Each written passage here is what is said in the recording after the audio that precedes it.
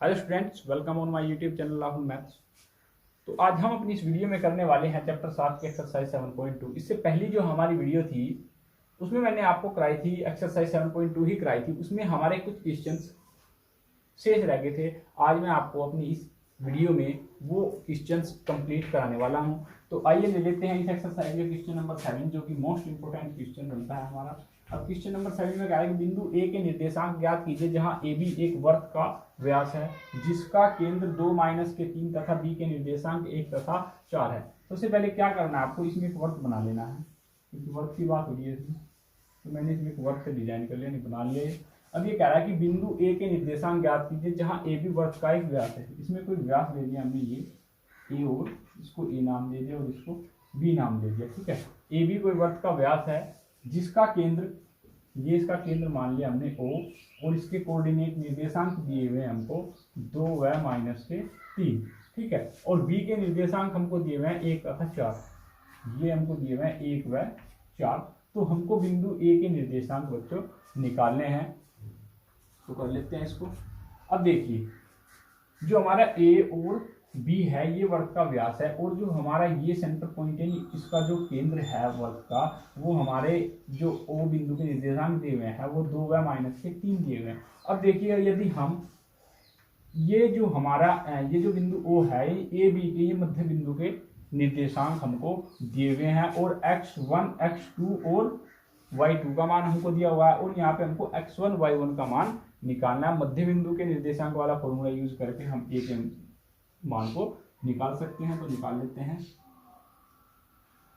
माना बिंदु A के निर्देशांक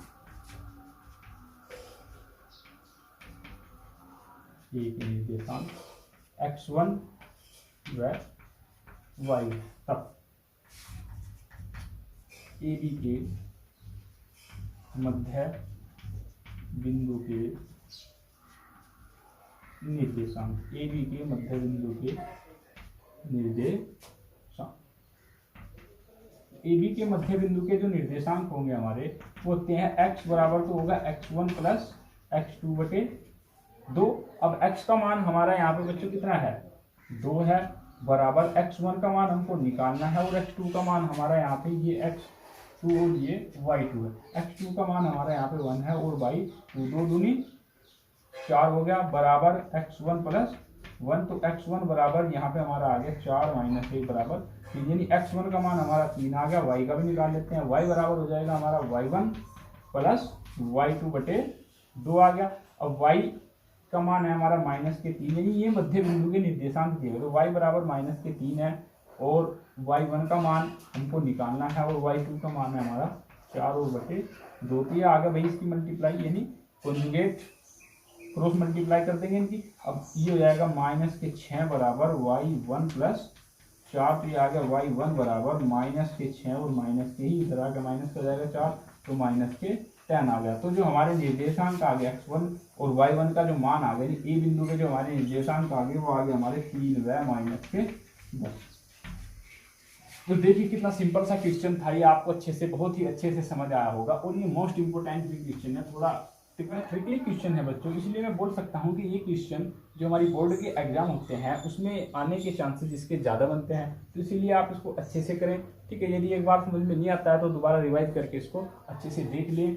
ठीक है, और अब इस एक्सरसाइज का नेक्स्ट क्वेश्चन ले लेते हैं, क्वेश्चन नंबर 8। क्वेश्चन नंबर 8 में क्या बोल रहा है, इसमें कह रहा है कि यदि ए और बी क्रमशः ये बिंदु और ये बिंदु हो तो बिंदु पी के निर्देशांक हमको ज्ञात करने हैं, ताकि ए पी बराबर 3/7 ए बी, आपको इसको अच्छे से देखना है। क्या बोल रहा है यहाँ पे, हो और पी रेखाखंड ए बी पर, यानी जो पी रेखाखंड है वो हमारी इस भुजा ए बी जो है, ये वाली जो ए बी है इस पर जो स्थित हो। तो सबसे पहले मैं एक रेखा खींच लेता हूँ, एक रेखाखंड खींच लेता हूँ। रेखाखंड मैंने इसको नाम दे दिया ए, और ए के जो पॉइंट है हमारे वो मैंने मान लिए माइनस के 2 और माइनस के 2 है।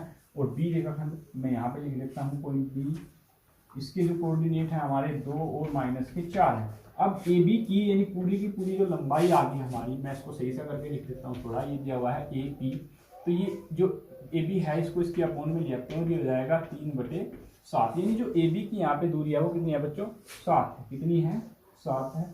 और इसमें इस रेखा ए बी पर कोई रेखाखंड है पी, और ए और पी की जो लंबाई है वो कितनी है, 3 मात्र रेखा, ये पी रेखाखंड मैंने यहाँ पे ले लिया। तो जो हमारा पी बी रेखाखंड बचा वो कितना बचा बच्चों, 4 बचा। अब आपको यही गलती नहीं वहां पे करनी है, कभी आप directly A P upon A B यानी इन्हीं अनुपातों को लेके यानी इसको M1 और इसको M2 मान लो और 3:7 करके इसको सोल्व कर दो, ये गलती नहीं आपको करनी है। आपको बिंदु पी के निर्देशांक निकालने हैं। तो जो हमारा ए पी का जो AP और PB का जो हमारा रेशो आएगा वो 3 अनुपात यानी 3:4 आएगा। तो इसके अकॉर्डिंग आपको क्वेश्चन को करना है। तो यहाँ पे लिख लेते हैं जो हमारा AP अपॉन PB बराबर होगा वो बच्चों किसके होगा, 3/4 के होगा, यानी M1 अनुपात M2 जो आएगा वो 3:4 का आएगा। और ये हमारा x1 का मान है और ये y1 का मान है, ये x2 का मान है बच्चों और ये y2 का मान है। अब लिख लेते हैं बिंदु P के, निकाल लेते हैं बिंदु P के निर्देशांक, बिंदु P के निर्देशांक। अंतःविभाजन का फॉर्मूला लगा देंगे क्योंकि हम तो इसमें अनुपात भी दिया हुआ है, रेशो भी दिया हुआ है। तो अंतःविभाजन का फॉर्मूला क्या होता है हमारा, ये होता है हमारा M1 x2 plus M2 x1 upon M1 plus M2। ये तो x के कोऑर्डिनेट हो गया, y के लिए देते हैं y2 M1 plus y1 M2 upon M1 plus M2। उसको तो M1 का मान है हमारा यहाँ पे 3, M1 का मान कितना है, M1 का मान है 3 गुणा और x2 का मान है हमारा 2 प्लस M2 का मान है बच्चों 4 और गुणा x1 का मान है -2 और बटे M1 यानी 3 जमा M2 का मान है 4। अब दूसरी वैल्यू रख लेते हैं, y2 का मान बच्चों है हमारा -4 और गुना M1 का मान है 3 प्लस M2 का मान y1 का मान है -2 और M2 का मान है हमारा 4 और अपॉन M1 यानी 3 प्लस 4। यहाँ तक क्लियर होगा सब बच्चों का।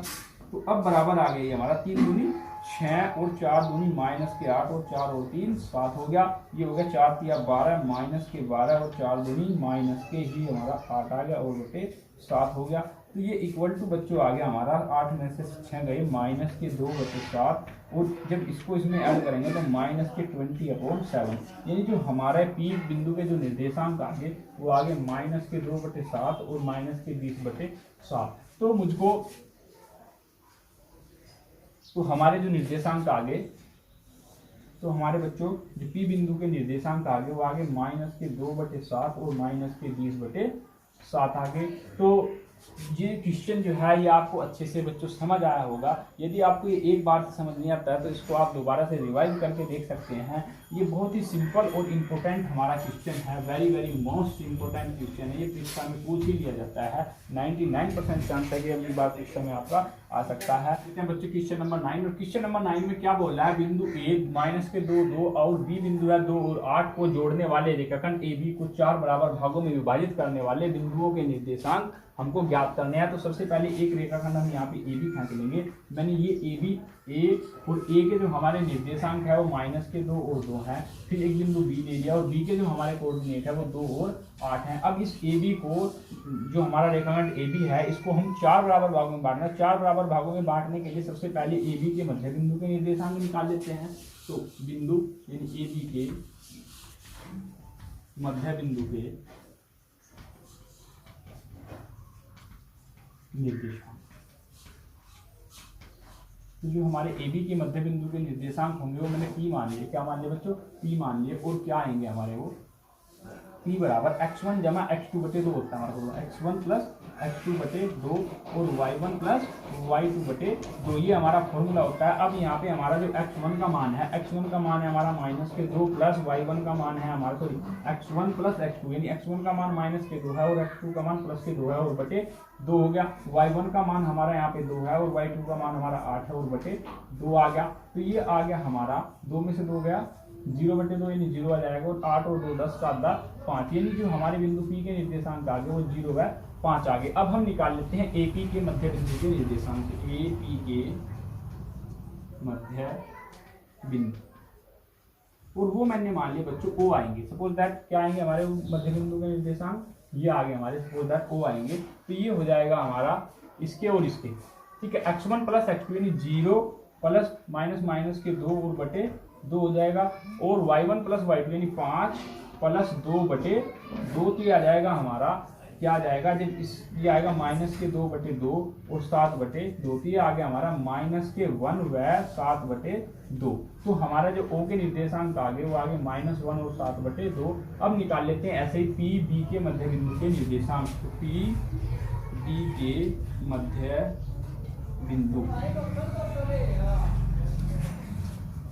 पी बी के मध्य बिंदु को मान लिया हमने क्यू आएंगे, और ये हमारा मैंने यहाँ पे क्यू ले लिया बिंदु, ठीक है। अब इसको कर लेते हैं, अब x1 प्लस x2 बटे 2 यानी 0 प्लस 2 बटे 2, y1 प्लस y2 बटे 2 यानी 5 प्लस 8 बटे 2, तो ये आ गया हमारा कितना आ गया बच्चों, ये आ जाएगा हमारा 2/2 यानी 2 बटे 2 और 8 और 5 13 बटे 2, 2 से 2 कैंसिल हो गया, तो ये आ गया 1 व 13 बटे 2। तो जो हमारे क्यू बिंदु के निर्देशांक है वो आगे 1 व 13 बटे 2। और इसमें कह रहा था क्या, यानी जो हमारा ए बी रेखाखंड है इसको 4 बराबर भागों में बांटना है। देखो बटा है या नहीं बटा है, देखो एक भाग तो आ गया ए ओ, एक भाग हो गया, एक आ गया ओपी, 2 भाग हो गए, एक आ गया पी क्यू, कितने हो गए 3 भाग हो गए, एक आ गया हमारा क्यू बी। तो इसको 4 बराबर भागों में बांटना था और हमने इसको 4 बराबर भागों में बांट दिया। सबसे पहले हमने ए बी के मध्य बिंदु निकाल ले, फिर हमने पी बी की सॉरी ए पी के निकाल ले, फिर हमने पी जो हमारा पी ए आया था इसके निकाल ले, फिर हमने पी बी के निकाल ले। तो हमारे जो हमारा रेखाखंड था ए बी, इसको हमने 4 बराबर भागों में बांट दिया। ये बहुत ही इजी सा क्वेश्चन था बच्चों, और ये आपको अच्छे से समझ भी आ गया होगा।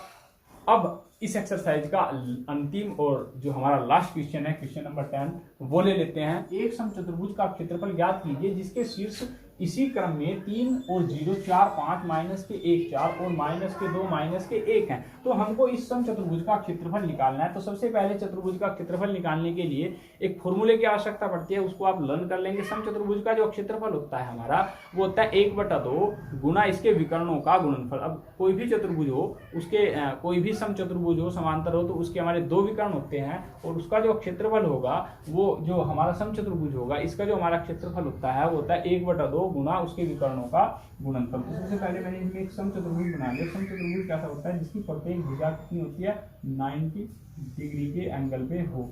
और मैंने इसको नाम दे दिया बच्चों ए, इसको मैंने नाम बी दे दिया, इसको सी दे दिया और इसको डी पॉइंट दे दिया। और ए पॉइंट के जो कोऑर्डिनेट है हमारे निर्देशांक का वो है 3 व 0 और 5। सी कोऑर्डिनेट है हमारे -1 और 4, और डी कोऑर्डिनेट है हमारे -2 और -1। तो क्या करते हैं हम, मैंने इसमें 2 विकर्ण डाल दिए, ये मैंने इसमें विकर्ण डाल दिए। अब इनके बीच की दूरी निकाल लेते हैं, यानी सी बी के बीच की दूरी और डी ए के बीच की दूरी निकाल के उनका आधा कर देंगे, तो हमारा समचतुर्भुज का क्षेत्रफल निकल के आ जाएगा। तो कर लेते हैं इसको, क्या करते हैं बी सी के बिंदु, बी सी के बीच की दूरी। तो बिंदु बी सी के बीच की जो दूरी आएगी हमारी, फॉर्मूला क्या होता है √x2 माइनस x1 का होल स्क्वायर जमा y2 माइनस y1 का होल स्क्वायर। तो यहाँ पे जो हमारा x2 का मान है वो कितना है, वही x2 का मान है हमारा ये x1, हम निकाले हैं बी सी के, तो ये x1, ये y1, ये x2 और ये y2। अब x2 का मान है हमारा 4 और x1 का मान है हमारा -1, तो माइनस प्लस का 1 हो जाएगा का वर्ग, और y2 का मान हमारा यहाँ पे है 5 और y1 का मान है हमारा यहाँ पे 4 का होल स्क्वायर। तो ये बराबर आ गया हमारा √5 का वर्ग प्लस 1 का वर्ग। तो ये आ गया 5 × 5 = 25 प्लस 1, यानी ये आ गया बच्चों हमारा 26 √26 आ गया। अब G2 निकाल लेते हैं, बिंदु ए डी के बीच की दूरी, ये बराबर होगी √x2 माइनस x1, ये x1, ये y1, ये x2 और ये y2। तो x2 माइनस x1 -2 और -3 का square plus y2 minus y1 -1 -0 का स्क्वायर। तो इक्वल टू आ गया बच्चों हमारा √3 और 2 -5 का स्क्वायर प्लस -1 का स्क्वायर। तो ये आ गया बच्चों हमारा पंजे पंजे 25 और +1, तो जो हमारा D2 आ गया वो आ गया √26 आ गया। अब हमें निकालना है क्षेत्रफल, तो चतुर्भुज समचतुर्भुज ABCD का क्षेत्रफल, तो निकाल लेते हैं चतुर्भुज समचतुर्भुज ABCD का अब क्षेत्रफल जो होगा हमारा बराबर 1/2 गुणा विकर्णों का गुणनफल, यानी D1 गुणा D2 बराबर 1/2 गुणा D1 का मान आया था हमारा √26 और जो हमारा